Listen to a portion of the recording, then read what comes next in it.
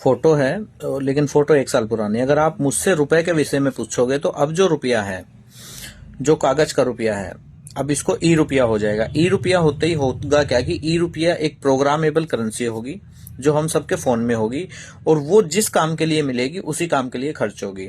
किसी को शक हो तो 2020 में ये लॉन्च हो गई थी, और आरबीआई की वेबसाइट पे वो 3 से 4 पेज का पड़ा हुआ है। उसका पॉइंट नंबर 22 जब देखेंगे तो जो रुपया होगा उसको अब लोकेशन वाइज आप खर्च कर पाएंगे। यानी कि अगर आपको दिल्ली के लिए मिला है तो दिल्ली में ही खर्च कर पाएंगे, या जहां के लिए भी मिला है उसको वो लोकेशन को भी लॉक कर सकती है, ये आरबीआई कर सकती है। दूसरी बात, उसकी जो टाइम लिमिट है वो भी तय कर सकती है कि वो 30 दिन में खर्च होगा। तीसरा, वो जिस काम के लिए होगा और जिस दुकान के लिए होगा वो उसी दुकान पर उसी काम के लिए भी खर्च कर सकते हो।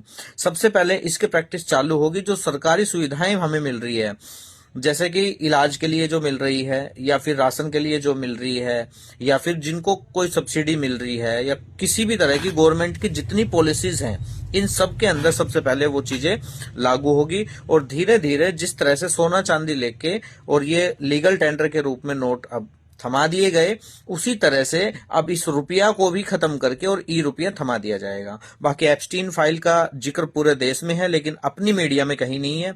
अब तो ये भी पता लग गया कि नोटबंदी जो है एप्स्टीन फाइल ने खुलासा किया कि अमेरिका के कहने पे हुई है। और भी बहुत सारी चीजें हैं। ऐसी इंटरेस्टेड चीजें जानने के लिए मेरे साथ बने रहे। धन्यवाद।